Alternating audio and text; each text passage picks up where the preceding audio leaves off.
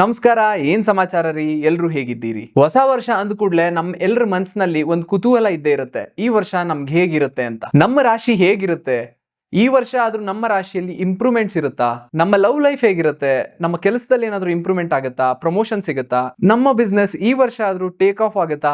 Improvement ಆಗುತ್ತಾ? ನನ್ನ financials ಹೇಗಿರುತ್ತೆ? ಹೊಸ ಕಾರು ಖರೀದಿ ಯೋಗ ಇದೆಯಾ? ಹೊಸ ಮನೆ ಖರೀದಿ ಯೋಗ ಇದೆಯಾ?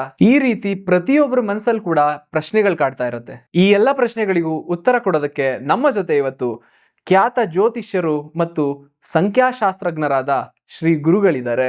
ಅವರಿಗೆ ಕಾರ್ಯಕ್ರಮಕ್ಕೆ ಸ್ವಾಗತ. ಶ್ರೀ ಗುರು ರಾಘವೇಂದ್ರಾಯ ನಮಃ. ಆ ಜಗನ್ಮಾತೆ ಚಾಮುಂಡೇಶ್ವರಿಯ ಅನುಗ್ರಹ ಪ್ರತಿಯೊಬ್ಬ ವೀಕ್ಷಕನ ಮೇಲೂ ಇರಲಿ. ಅವರು ಅಂದ್ಕೊಂಡಿದ್ದು ಎಲ್ಲ ಕೆಲಸ ಕಾರ್ಯ ಈ ವರ್ಷ 2026ರಲ್ಲಿ ನೆರವೇರಲಿ ಅಂತ ಹೇಳ್ತಾ ಈ ಕಾರ್ಯಕ್ರಮವನ್ನು ಪ್ರಾರಂಭ ಮಾಡೋಣ. ಗುರುಜಿ, ನೀವು ಬಂದ ಕೂಡಲೇ ನನಗೆ ಈ ಕ್ರಿಸ್ಟಲ್ಸ್ ಹಾಕ್ಸಿದ್ರಿ. ಈ ಕ್ರಿಸ್ಟಲ್ಸ್ ಬಗ್ಗೆ ಸ್ವಲ್ಪ ಮಾಹಿತಿ ತಿಳಿಸ್ತೀರಾ? ಈ ಕ್ರಿಸ್ಟಲ್ಸ್ ಹಾಕೋದ್ರಿಂದ ನಿಜವಾಗ್ಲೂ ಮನುಷ್ಯನ ಹಣೆ ಬರಹ ಏನಾದ್ರೂ ಚೇಂಜ್ ಆಗುತ್ತಾ? ಈ ಕ್ರಿಸ್ಟಲ್ಸ್ ಹಾಕೊಂಡ್ರೆ ಆ ವ್ಯಕ್ತಿ ಕಷ್ಟನೇ ಬರೋದಿಲ್ವಾ? ಇದು ವಿಜ್ಞಾನನ ಅಥವಾ ಬರೀ ನಂಬಿಕೆನಾ? ಇವತ್ತಿನ ಟ್ರೆಂಡ್ ಅಲ್ಲಿ ತುಂಬಾ ಜನ ಈ ಕ್ರಿಸ್ಟಲ್ಸ್ ನ ಹಾಕೊಂಡಿರ್ತಾರೆ. ಇದು ಬರೀ ಸ್ಟೈಲ್ಗೋಸ್ಕರನಾ ಅಥವಾ ಇದರಿಂದ ಏನಾದ್ರೂ ಉಪಯೋಗಗಳು ನಿಜವಾಗ್ಲೂ ಇದೆಯಾ? ನೋಡಿ, ಒಬ್ಬ ವ್ಯಕ್ತಿಯ ಹಣೆ ಬರಹವನ್ನ ಬದಲಾಯಿಸೋದಕ್ಕೆ ಯಾರಿಂದನೂ ಕೂಡ ಸಾಧ್ಯ ಇಲ್ಲ. ಈ ಮಾತನ್ನ ಮೊದಲಿಗೆ ನಾನು ಹೇಳೋದಕ್ಕೆ ಇಷ್ಟಪಡ್ತೇನೆ. ಅದರಲ್ಲಿ ಅವನ ಕರ್ಮಫಲಗಳಲ್ಲಿ ಅವನೇನೇನನ್ನು ಅನುಭವಿಸ್ಬೇಕು ಅದನ್ನು ಅನುಭವಿಸ್ಲೇಬೇಕು. ಆದರೆ ಈ ಕ್ರಿಸ್ಟಲ್ಗಳು ಹೇಗೆ ಸಹಾಯಕ ಮಾಡುತ್ತೆ ಅಂತಕ್ಕಂಥದ್ದನ್ನು ತಿಳಿಸೋದಾಯಿತು ಅಂದರೆ, ಮುಖ್ಯವಾಗಿ ಒಬ್ಬ ವ್ಯಕ್ತಿಗೆ ಕಷ್ಟ ಬರುತ್ತೆ, ಸಮಸ್ಯೆಗಳಿರುತ್ತೆ ಅಂದಾಗ ಅವನು, ಈಗ ಎಕ್ಸಾಂಪಲ್ ನೀವು ಇಮ್ಯಾಜಿನ್ ಮಾಡ್ಕೊಳ್ಳಿ, ಒಬ್ಬ ವ್ಯಕ್ತಿ ಒಂದು ರಸ್ತೆಯಲ್ಲಿ ಹೋಗ್ತಾ ಇದ್ದಾನೆ, ಅವನ ತಲೆ ಮೇಲೆ ಒಂದು ದೊಡ್ಡ ಗಾತ್ರದ ಕಲ್ಲು ಬೀಳುವಂಥದ್ದು ಇರುತ್ತೆ. ಈ ಜ್ಯೋತಿಷ್ಯವನ್ನು ಸರಿಯಾದ ರೀತಿಯಲ್ಲಿ ಉಪಯೋಗಿಸ್ಕೊಂಡ್ರೆ ಆ ಕಲ್ಲು ಬೀಳೋದು ತಪ್ಪಿಸೋದಕ್ಕೆ ಸಾಧ್ಯ ಇಲ್ಲ. ಆದರೆ ಆ ಕಲ್ಲು ಪುಡಿ ಪುಡಿಯಾಗಿ ಸಣ್ಣ ಮಟ್ಟಿಗೆ ಅದರ ಪ್ರಭಾವವನ್ನು ಕಮ್ಮಿ ಮಾಡಿಕೊಂಡು, ಈಗ ಒಂದೇ ಸರಿ ದೊಡ್ಡ ಕಲ್ಲು ಬಿತ್ತು ಅಂದರೆ ದೊಡ್ಡ ಸಮಸ್ಯೆ ಆಗುತ್ತೆ. ಅದರ ಬದಲಾಗಿ ಸಣ್ಣ ಪುಟ್ಟ ಕಲ್ಲುಗಳು ಬಿಟ್ಕೊಂಡು ಒಂದು ಸಣ್ಣ ಪುಟ್ಟ ಗಾಯದಲ್ಲಿ ಎಸ್ಕೇಪ್ ಆಗ್ಬೋದು ಒಬ್ಬ ವ್ಯಕ್ತಿ, ಅವನ ಜೀವಕ್ಕೇನು ತೊಂದರೆ ಆಗೋದಿಲ್ಲ. ಅದೇ ರೀತಿಯಾಗಿ ಈ ಕ್ರಿಸ್ಟಲ್ಗಳ ಬಗ್ಗೆ ಹೇಳಬೇಕಂದ್ರೆ, ಈ ಒಂದು ಪ್ರಪಂಚ ಯಾವತ್ತು ಸೃಷ್ಟಿ ಆಯಿತೋ ಆಗಿನ ಕಾಲದಿಂದನೂ ಕೂಡ ಇದು ಭೂಮಿಯ ಒಳಗಡೆ ಇರುವಂತಹ ವಸ್ತುಗಳಾಗಿರುತ್ತೆ. ಈ ಪ್ರಪಂಚದಲ್ಲಿರುವ ಪ್ರತಿಯೊಂದು ವಸ್ತುವು ಕೂಡ ಒಂದು ವಿಶೇಷವಾದ ಫ್ರೀಕ್ವೆನ್ಸಿ ಅನ್ನೋದಿರುತ್ತೆ. ಅಂದರೆ ಅದೊಂದು ಎನರ್ಜಿಯನ್ನು ಕಂಟೈನ್ ಮಾಡುತ್ತೆ. ಈಗ ನಾವು ಒಂದು ರಾಶಿಯಲ್ಲಿ ಹುಟ್ಟಬೇಕು ಅಂದರೆ ಅದು ನಮ್ಮ ಪೂರ್ವ ಜನ್ಮದ ಕರ್ಮಾನುಸಾರವಾಗಿ ಬರುವಂಥದ್ದು. ಹಾಗಾಗಿ ಈ ಒಂದು ರಾಶ್ಯಾಧಿಪತಿ ಜೊತೆಗೆ ನಾವು ಯಾವುದೇ ಒಂದು ಕೆಲಸ ಮಾಡಬೇಕು ಅಂದ್ಕೊಂಡಾಗ ಒಂದು 90%ವರೆಗೂ ಕೆಲಸ ಆಗುತ್ತೆ. ಆದರೆ ಲಾಸ್ಟ್ ಮೂಮೆಂಟ್ ಬಂದು ಕೆಲಸ ಹಾಳಾಗ್ಬಿಡುತ್ತೆ. ಅಥವಾ ಇನ್ನೊಬ್ಬ ನನ್ನ ಮೇಲೆ ಕೆಟ್ಟ ದೃಷ್ಟಿಯನ್ನು ಇಟ್ಟು ಕೆಟ್ಟದಾಗಬೇಕು ಅಂತ ಹೇಳಿ ಬಯಸಿ ನನಗೆ ತೊಂದರೆ ಆಗೋ ಥರ ಎಲ್ಲ ಮಾಡ್ತಾರೆ. ಇದ್ರ ಜೊತೆ ಇನ್ನೊಂದು ಸಮಸ್ಯೆ ಏನು ಅಂದರೆ, ಒಂದು ಪ್ರಾಬ್ಲಮ್ ಮುಗೀತಪ್ಪ, ನೆಮ್ಮದಿಯಾಗಿ ನಾನು ಕುತ್ಕೊಬಿಡೋಣ ಇನ್ನು ಅಂತ ಅಂದ್ಕೊಂಡ್ರೆ ಇನ್ನೊಂದು ಪ್ರಾಬ್ಲಮ್ ರೆಡಿ, ಅದು ಸಾಲ್ವ್ ಆಯ್ತಾ, ಮತ್ತೊಂದು ಪ್ರಾಬ್ಲಮ್ ರೆಡಿ. ಇದೆಲ್ಲ ಆಗೋದಕ್ಕೆ ಕಾರಣ ಮುಖ್ಯವಾಗಿ ನಮ್ಮ ಗುರುಗ್ರಹ ಏನಿರುತ್ತೆ ಅದು ಸ್ಟ್ರಾಂಗ್ ಆಗಿ ಇಲ್ಲದೆ ಇರುವಂಥದ್ದು, ಅಂದರೆ ಗುರು ಬಲ ಇಲ್ಲದೆ ಇರುವಂಥದ್ದು. ಎರಡನೇದು ನಮ್ಮ ರಾಶ್ಯಾಧಿಪತಿ, ರಾಶಿಗೆ ಒಬ್ಬ ಅಧಿಪತಿ ಅಂತ ಇರ್ತಾನೆ, ಅವನು ಬಾಧಕ ಸ್ಥಾನದಲ್ಲಿ ವೀಕಾಗಿ ಕೂತಾಗ ಈ ರೀತಿ ಸಮಸ್ಯೆಗಳು. ಎಕ್ಸಾಂಪಲ್ಗೆ EMI ಅಂತ ಹೇಳಿ ಯಾವುದೋ ಒಂದು ಬಂಡ ಧೈರ್ಯದಲ್ಲಿ ಹಾಕ್ಸ್ಕೊಂಡಿರ್ತೀವಿ, ಬಟ್ EMI ಕಟ್ಟೋದಕ್ಕೆ ಪ್ರತಿ ತಿಂಗಳು ಒದ್ದಾಡ್ತಾ ಇರ್ತೀವಿ. ಒಂದು ತಪ್ಪರೆ ಒಂದು ಆರೋಗ್ಯ ಸಮಸ್ಯೆ, ದೃಷ್ಟಿ ದೋಷಗಳಾಗ್ತಾ ಇರುತ್ತೆ. ಒಂದು ಮದುವೆ ಆಗಿರುತ್ತೆ, ಆದರೂ ಕೂಡ ಮದುವೆ ಸಂಸಾರದಲ್ಲಿ ಸುಖ ಅನ್ನೋದಿರೋದಿಲ್ಲ. ಇದೆಲ್ಲದೂ ಕೂಡ ಈ ಕ್ರಿಸ್ಟಲ್ಸ್ ನಮ್ಮ ಚಕ್ರಗಳನ್ನು ಬ್ಯಾಲೆನ್ಸ್ ಮಾಡುತ್ತೆ. ಜೊತೆಗೆ ನಮ್ಮ ಗ್ರಹಗತಿಗಳು, ಒಂದು ಗುರುಗ್ರಹ ಪ್ಲಸ್ ರಾಶ್ಯಾಧಿಪತಿಯನ್ನು ಆಕ್ಟಿವೇಟ್ ಮಾಡೋದ್ರಿಂದ ಈ ಸಮಸ್ಯೆಗಳು ಬಹುತೇಕ ಕಮ್ಮಿ ಆಗುತ್ತೆ. ಇದನ್ನು ಹಾಗೆ ಹಾಕ್ಕೊಳ್ಳೋದಲ್ಲ, ಇದನ್ನು ನಿಮ್ಮ ಹೆಸರಲ್ಲಿ ಪ್ರಾಣ ಪ್ರತಿಷ್ಠಾಪನೆ ಮಾಡ್ಕೋಬೇಕು, ನಿಮ್ಮ ಮನೆ ದೇವರ ಹೆಸರಲ್ಲಿ ಪ್ರಾಣ ಪ್ರತಿಷ್ಠಾಪನೆ ಮಾಡ್ಕೋಬೇಕು, ಇದನ್ನು ಆಗಾಗ ಎನರ್ಜೈಸ್ ಮಾಡ್ಕೊಳ್ಬೇಕು. ಎಲ್ಲದರ ಮಾಹಿತಿಯನ್ನು ಕೂಡ ಈ ಕ್ರಿಸ್ಟಲ್ ತಗೊಳ್ಳೋವಂಥವ್ರಿಗೆ ನಾವು ಖಂಡಿತವಾಗ್ಲೂ ಕೊಡ್ತಾ ಇರ್ತೀವಿ. ಅದನ್ನು ಹಾಕ್ಕೊಂಡು ತುಂಬ ಜನ ಅವ್ರ ಜೀವನದಲ್ಲಿ ಬರಬಹುದಾದ ಕಷ್ಟಗಳು ಅಥವಾ ಬಂದಿರುವಂತಹ ಕಷ್ಟಗಳನ್ನು ಈಸಿಯಾಗಿ ದಾಟ್ಕೊಂಡು ಹೋಗಿದ್ದಾರೆ, ಪಾರಾಗಿದ್ದಾರೆ. ಯಾಕಂದರೆ ಇದನ್ನು ಒಂದು 100 ಜನಕ್ಕೆ ನಾವು ಕೊಟ್ಟು ಅವರ ರಿವ್ಯೂ ತಗೊಂಡ ಮೇಲೇ ನಾವು ಇದನ್ನು ಒಂದು ಜನಕ್ಕೆ ಹಾಕ್ಕೊಳ್ಳಿ ಅಂತ ಹೇಳಿ ರೆಕಮೆಂಡ್ ಮಾಡೋದು ಬಿಟ್ಟರೆ, ಅವರ ರಿವ್ಯೂವನ್ನು ತಗೊಂಡ ನಂತರದಲ್ಲೇ ನಾವು ಇದನ್ನು ಜನಕ್ಕೆ ಹಾಕಿಸ್ತಾ ಇರ್ತೀವಿ. ಜೊತೆಗೆ ಗಮನಿಸ್ಕೋಬೇಕಾಗಿರೋ ವಿಚಾರ ಏನಂದರೆ, ಇದಕ್ಕೆ ಯಾವುದೇ ರೀತಿ ಅಂಟಾಗಲಿ ಮುಟ್ಟಾಗಲಿ ಇರೋದಿಲ್ಲ. ಜೊತೆಗೆ ನೀವು ಒಂದು ಯಾವುದೇ ಒಂದು ಆಹಾರ ಪದ್ಧತಿಯನ್ನು ಇಟ್ಕೊಂಡಿದ್ರು, ಮಾಂಸಾಹಾರ ಸ್ವೀಕಾರ ಕೂಡ ಈ ಒಂದು ಮಣಿಗಳನ್ನು ಧರಿಸ್ಕೊಂಡು ಮಾಡಿದ್ರು ಅದರಿಂದ ನಿಮಗೆ ಏನೇ ನೆಗೆಟಿವ್ ಆಗೋದಿಲ್ಲ. ಹಾಗಾಗಿ ಪ್ರತಿಯೊಬ್ಬರು ಕೂಡ ಅದನ್ನು ಧರಿಸ್ಕೋಬೋದು. ಅದನ್ನು ಪ್ರಾಣ ಪ್ರತಿಷ್ಠಾಪನೆ ಮಾಡಿಸಿ ನಿಮ್ಮ ಹೆಸರಲ್ಲಿ ಧರಿಸ್ಕೊಳ್ಳೋದ್ರಿಂದ 10 ಪಟ್ಟು ಹೆಚ್ಚಿನ ಫಲಿತಾಂಶ ಈ ಮಣಿಗಳು 100% ಕೊಡುತ್ತೆ. ವೃಷಭ ರಾಶಿಯವರಿಗೆ 2026 ಹೇಗಿರುತ್ತೆ? ವೃಷಭ ರಾಶಿ ತುಂಬ ಕಷ್ಟಪಟ್ಟು ಮೇಲೆ ಬರುವಂತಹ ರಾಶಿ. ತನ್ನ ಜೀವದಲ್ಲಿ ಅಂದರೆ ತನಗೆ ಜೀವ ಇರೋವರೆಗೂ ಕೂಡ, ದೇಹದಲ್ಲಿ ಶಕ್ತಿ ಇರೋವರೆಗೂ ಕೂಡ ನಾನು ದುಡಿಬೇಕು ಅಂತ ಆಸೆ ಪಡೋ ರಾಶಿ, ಶ್ರಮ ಪಡುವಂಥ ರಾಶಿ.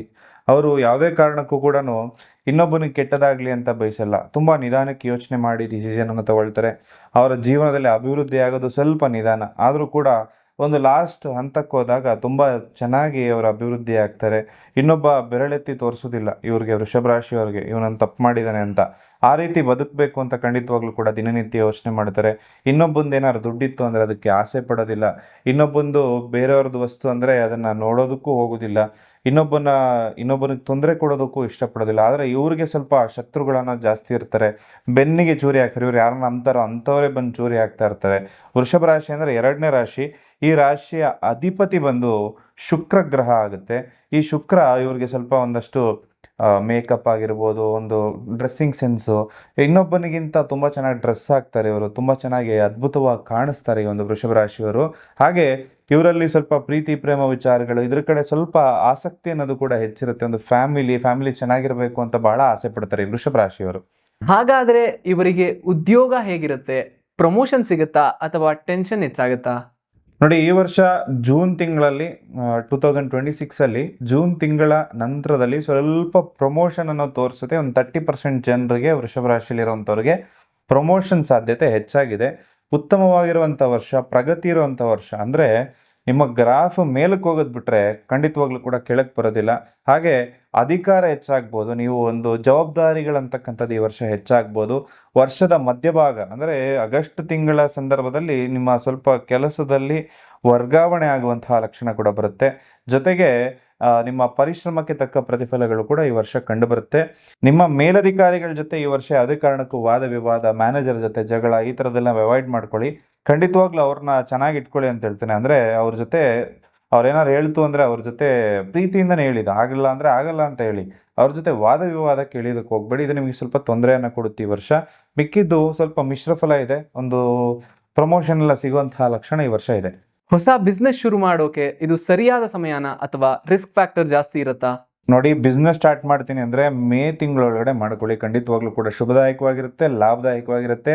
ಹಾಗೆ ನೀವು ತುಂಬ ಇಂಪ್ರೂವ್ಮೆಂಟ್ ಕೂಡ ಈ ವರ್ಷ ಕಾಣಿಸ್ಕೋಬೋದು. ವಿದೇಶದಲ್ಲಿ ಕಾಂಟ್ಯಾಕ್ಟ್ ಇರುವಂಥ ಯಾವುದೇ ಬಿಸ್ನೆಸ್ ಮಾಡ್ತೀನಿ ಅಂದರೂ ಕೂಡ, ಒಂದು ವ್ಯವಹಾರಕ್ಕೆ ವಿದೇಶಕ್ಕೆ ಹೋಗಬೇಕು ಅಂತ ಅಂದ್ಕೊಂಡಿದ್ರು ಕೂಡ ಈ ವರ್ಷ ತುಂಬ ಚೆನ್ನಾಗಿರುತ್ತೆ. ಹಾಗೆ ಒಂದು ಇನ್ವೆಸ್ಟ್ಮೆಂಟು ಅಥವಾ ಒಂದು ಶೇರ್ ಮಾರ್ಕೆಟು ಅಥವಾ ಒಂದು ಹೂಡಿಕೆ ಅಂತ ಹೇಳಿ ಮಾಡುವಾಗ ಗೋಲ್ಡ್ ಮೇಲೆ ಇನ್ವೆಸ್ಟ್ ಮಾಡುವಂಥದ್ದು ಸ್ವಲ್ಪ ಎಚ್ಚರಿಕೆಯಿಂದ ಮಾಡಿ. ಸ್ವಲ್ಪ ಸ್ಥಾನ ಪಲ್ಲಾಟ ಆಗೋದ್ರಿಂದ ಸ್ವಲ್ಪ ನೀವು ಮಾಡಿದಂಥ ಒಂದು ಇನ್ವೆಸ್ಟ್ಮೆಂಟ್ಗೆ ಎಕ್ಸಾಕ್ಟ್ ನಿಮ್ಮ ನಿರೀಕ್ಷೆಗೂ ಒಂದು 100 ರೂಪಾಯಿ ಸಿಗುತ್ತೆ ಅಂತ ನೀವು ಅಂದ್ಕೊಂಡಿದ್ರೆ 100 ರೂಪಾಯಿ ಸಿಗದೆ ಒಂದು 70 ರೂಪಾಯಿ ಸಿಕ್ಕಿ ಸ್ವಲ್ಪ ಮಿಶ್ರ ಫಲ ಇದೆ ಅಂತ ಹೇಳ್ತೀನಿ. ಸ್ವಲ್ಪ ಎಚ್ಚರಿಕೆಯಿಂದ ಒಂದು ಇನ್ವೆಸ್ಟ್ಮೆಂಟ್ ಮಾಡಿ. ಈ ವರ್ಷ ಸ್ವಲ್ಪ ಒಂದು ತಜ್ಞರ ಅಭಿಪ್ರಾಯ ಅಂತಕ್ಕಂಥದ್ದು ಇರುತ್ತಲ್ಲ, ಅದನ್ನು ಪಡ್ಕೊಂಡು ನೀವು ಇನ್ವೆಸ್ಟ್ಮೆಂಟ್ ಮಾಡ್ಕೊಳ್ಳೋದು ಒಳ್ಳೆಯದು ವ್ಯವಹಾರ ಅಂತ ಬಂದಾಗ. 2026ರಲ್ಲಿ ಇವರ ಫೈನಾನ್ಸ್ ಹೇಗಿರುತ್ತೆ? ಇವರು ಶ್ರೀಮಂತರಾಗ್ತಾರಾ? ಧನಲಾಭದ ವರ್ಷ ವೃಷಭ ರಾಶಿಯವರಿಗೆ. ಸ್ವಲ್ಪ ಈ ವರ್ಷ ಅಂದರೆ 2025 ಸ್ವಲ್ಪ ಒಂದು ಸಾಲ ಅನ್ನೋದು ಜಾಸ್ತಿ ಆಗಿತ್ತು ವೃಷಭ ರಾಶಿಯವರಿಗೆ. ಅದೆಲ್ಲ ಸಣ್ಣ ಮಟ್ಟಿಗೆ ತೀರಿಸುವಂಥ ವರ್ಷ ಅಂತ ಹೇಳ್ತೀನಿ. ಪೂರ್ತಿ ತೀರಿಲ್ಲ ಅಂದರೆ ಒಂದು ಹಂತವಾಗಿ ತೀರಿಸ್ಕೊಂಡು ಹೋಗ್ತಾರೆ ವೃಷಭ ರಾಶಿಯವರು ಈ ವರ್ಷ. ಅದ್ರ ಜೊತೆಗೆ ಪ್ರಾಪರ್ಟಿ ಅಥವಾ ಚಿನ್ನದ ಖರೀದಿ ಯೋಗಗಳು ಕೂಡ ಈ ವರ್ಷ ಖಂಡಿತವಾಗ್ಲೂ ಬರುತ್ತೆ ವೃಷಭ ರಾಶಿಯವರಿಗೆ. ಹಾಗೆ ನಿಮ್ಮ ಒಂದು ಖರ್ಚು ವೆಚ್ಚಗಳ ಮೇಲೆ ಸ್ವಲ್ಪ ನಿಗಾ ಇಡಬೇಕಾಗತ್ತೆ. ಸ್ವಲ್ಪ ಎಕ್ಸೆಸ್ ಆಗಿ ಖರ್ಚು ಮಾಡ್ತಾ ಇರ್ತಾರೆ ವೃಷಭ ರಾಶಿಯವರು. ಅದನ್ನು ಸ್ವಲ್ಪ ಕಂಟ್ರೋಲ್ ಮಾಡಿಕೊಂಡ್ರೆ ಖಂಡಿತವಾಗ್ಲೂ ಲಾಭ ಆಗುತ್ತೆ. ಇವರಿಗೆ ಈ ವರ್ಷ ಆದ್ರೂ ಮದುವೆ ಆಗುತ್ತಾ? ಕಂಕಣ ಭಾಗ್ಯ ಕೂಡಿ ಬರುತ್ತಾ? ವೃಷಭ ರಾಶಿಯವರು ವಿವಾಹದ ಪ್ರಯತ್ನದಲ್ಲಿ ಯಾರಿದ್ದಾರೋ ಅವ್ರಿಗೆಲ್ಲ ಕೂಡ ಯಶಸ್ಸಾಗುತ್ತೆ. ದಾಂಪತ್ಯ ಜೀವನದಲ್ಲಿರುವಂಥವ್ರಿಗೆ ಸ್ವಲ್ಪ ಮಿಶ್ರ ಫಲ ಇರುತ್ತೆ. ನಾನು ಮುಖ್ಯವಾಗಿ ದಾಂಪತ್ಯ ಅಂತ ಬಂದಾಗ ಇಬ್ಬರು ಕೂಡ ಗಂಡ ಹೆಂಡತಿ ಮಾತಾಡಿಕೊಂಡು ನಿಮ್ಮ ಸಮಸ್ಯೆಗಳನ್ನ ಬಗೆಹರಿಸ್ಕೊಳ್ಳಿ. ಇದಕ್ಕೆ ಮೂರನೇವರ ಇಂಟರ್ಫಿಯರ್ ಆಗೋದಕ್ಕೆ ಬಿಡಬೇಡಿ. ನೀವಿಬ್ಬರು ಮಾತಾಡ್ಕೊಂಡು ಬಗೆಹರಿಯುವಂಥ ಸಮಸ್ಯೆನೇ ಇಲ್ಲ. ಹಾಗಾಗಿ ನೀವು ಮಾತಾಡಿಕೊಂಡು ಬಗೆಹರಿಸ್ಕೊಳ್ಳಿ ಅನ್ನೋ ಮಾತನ್ನು ಹೇಳ್ತೀನಿ. ಜೊತೆಗೆ ಸಂತಾನ ಭಾಗ್ಯ ಯಾರಾದರೂ ನಿರೀಕ್ಷೆ ಮಾಡ್ತಾ ಇದ್ರೆ ನಿಮ್ಮೆಲ್ಲರಿಗೂ ಕೂಡ ಶುಭ ವಾರ್ತೆ ಈ ವರ್ಷ ಖಂಡಿತವಾಗ್ಲೂ ಸಿಗುತ್ತೆ. ಜೂನ್ ಜುಲೈ ಸಂದರ್ಭದಲ್ಲಿ ಸಂತಾನ ಫಲ ಕನ್ಫರ್ಮ್ ಆಗುವಂತಹ ಸಂದರ್ಭ ಕೂಡ ಇದೆ. ಲವ್ ಲೈಫ್ ಹೇಗಿರುತ್ತೆ? ಈ ವರ್ಷ ಆದ್ರೂ ಎಲ್ಲ ಚೆನ್ನಾಗಾಗುತ್ತಾ ಅಥವಾ ಬ್ರೇಕಪ್ ಆಗೋ ಚಾನ್ಸಸ್ ಇರುತ್ತಾ? ನೋಡಿ, ಸ್ವಲ್ಪ ವೃಷಭ ರಾಶಿಯವರಿಗೆ 50-50 ಇದೆ. ಒಂದು 50% ಜನಕ್ಕೆ ರಿಲೇಷನ್ಶಿಪ್ ಗಟ್ಟಿಯಾಗುತ್ತೆ, ಚೆನ್ನಾಗಾಗುತ್ತೆ. ಇನ್ನು 50% ಜನಕ್ಕೆ ಸ್ವಲ್ಪ ಬ್ರೇಕಪ್ ಭಯನೂ ಕೂಡ ಇದೆ. ನೀವು ಕೇಳೋದಕ್ಕೆ ಕೇಳ್ತಾ ಇದ್ದೀನಿ. ವೃಷಭ ರಾಶಿ ಅಂದರೆ ಸ್ವಲ್ಪ ಪ್ರೇಮ ಇದನ್ನೆಲ್ಲ ಹೆಚ್ಚಾಗಿ ಇಷ್ಟಪಡುವಂತಹ ರಾಶಿ. ಇವರು ಅಷ್ಟಾಗಿ ಯಾರನ್ನೂ ಬಿಟ್ಕೊಡೋದಿಲ್ಲ, ಬಟ್ ಅವ್ರ ಪಾರ್ಟ್ನರಿಂದ ಮೋಸ ಹೋಗುವಂತಹ ಸಾಧ್ಯತೆ ಕೂಡ ಈ ವರ್ಷ ಇರುತ್ತೆ. ಒಂದು ದೀರ್ಘಕಾಲದ ರಿಲೇಷನ್ಶಿಪ್ಪಲ್ಲಿ ಇತ್ತು ಅಂದರೆ ಅದು ಮದುವೆಗೆ ಟರ್ನ್ ಆಗುವಂತಹ ಸಂಭವಗಳು ಕೂಡ ಬರುತ್ತೆ.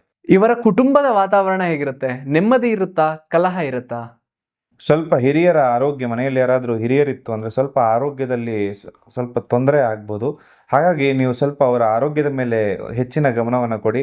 ಮನೆಯಲ್ಲಿ ಶುಭ ಸಮಾರಂಭಗಳಾಗ್ಬೋದು, ಹೊಸ ಪೂಜೆಗಳು ಅಂದರೆ ಬಹಳ ವರ್ಷದಿಂದ ಪೂಜೆ ಪುನಸ್ಕಾರ ನಡೀತಾ ಇಲ್ಲ ಅಂಥ ಮನೆಯಲ್ಲೂ ಕೂಡ ಈ ವರ್ಷ ಶುಭ ಕಾರ್ಯಗಳು ನಡೆಯುತ್ತೆ. ಆ ಥರ ಒಂದು ವೃಷಭ ರಾಶಿಯವರಿಗೆ ಕಾಣಿಸುತ್ತೆ. ಹಾಗೆ ಸ್ವಲ್ಪ ಒಂದು ಒಡ ಹುಟ್ಟಿದವರ ಜೊತೆ ಸಂಬಂಧದಲ್ಲಿ ಸ್ವಲ್ಪ ತೊಂದರೆಗಳಾಗ್ಬೋದು ಈ ವರ್ಷ. ಸ್ವಲ್ಪ ನೀವು ನಿಮ್ಮ ಸಿಬ್ಲಿಂಗ್ಸ್ ಜೊತೆ ಒಂದು ಮಾತಾಡ್ಬೇಕಾದ್ರೆ ಸ್ವಲ್ಪ ಎಚ್ಚರಿಕೆಯಿಂದ ಮಾತಾಡಿ. ಇವರಿಗೆ ಆರೋಗ್ಯ ಹೇಗಿರುತ್ತೆ? ಆರೋಗ್ಯದ ವಿಷಯದಲ್ಲಿ ದೊಡ್ಡದಾಗಿ ಏನಾದರೂ ಏರುಪೇರಾಗತ್ತಾ? ನೋಡಿ, ಶನಿ ಸಂಚಾರದಿಂದಾಗಿ ಸ್ವಲ್ಪ ಸ್ಟ್ರೆಸ್ ಅನ್ನೋದಿರುತ್ತೆ.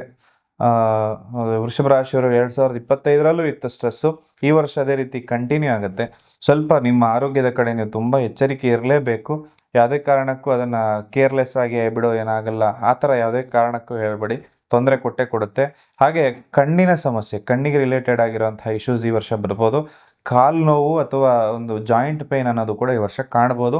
ಸ್ವಲ್ಪ ನೀವು ವಾಕಿಂಗು, ಒಂದು ಬೇಕಾಗಿರೋ ಗೈಡ್ಲೈನ್ಸನ್ನು ಸರಿಯಾಗಿ ಫಾಲೋ ಮಾಡಿದ್ರೆ ಲಾಭದಾಯಕವಾಗಿರುತ್ತೆ. ಯಾವ ವಿಷಯದಲ್ಲಿ ಇವ್ರು ತುಂಬ ಎಚ್ಚರಿಕೆಯಿಂದ ಇರಬೇಕು? ತುಂಬ ದೊಡ್ಡ ಗಂಡಾಂತರ ಅನ್ನೋದೇನಾದರೂ ಇದೆಯಾ? ನೋಡಿ, ಗಂಡಾಂತರ ಅಂದರೆ ವೃಷಭ ರಾಶಿಯವರಿಗೆ ಈ ವರ್ಷ ಸ್ವಲ್ಪ ಚೆನ್ನಾಗಿದೆ. ಈ ವರ್ಷ ಆ ಥರ ಒಂದು ಗಂಡಾಂತರ ಅನ್ನೋದೇನೂ ಇಲ್ಲ. ಆದರೆ ಒಂದು ಜೂನ್ ಜುಲೈ ಸಂದರ್ಭದಲ್ಲಿ ನೀವೇನಾದರೂ ಗಾಡಿ ನೀವೇ ಡ್ರೈವ್ ಮಾಡ್ತೀನಿ ಅಂದರೆ ಸ್ವಲ್ಪ ಎಚ್ಚರಿಕೆಯಿಂದ ಗಾಡಿ ಚಲಾಯಿಸಬೇಕು ಅಂತ ಹೇಳ್ತೀನಿ. ತೊಂದರೆಗಳಾಗುವಂಥ ಸಂದರ್ಭ ಇರುತ್ತೆ. ನೀವು ಮಾಡದೇ ಇದ್ರೂ ಕೂಡ ಇನ್ನೊಬ್ಬರು ಬಂದು ನಿಮ್ಗೆ ತೊಂದರೆ ಮಾಡ್ತಾರೆ. ಹಾಗಾಗಿ ವೃಷಭ ರಾಶಿಯವರು ಗಾಡಿ ಓಡಿಸ್ಬೇಕಾದ್ರೆ ತುಂಬ ಎಚ್ಚರಿಕೆಯಿಂದ ಈ ವರ್ಷ ಇರಿ.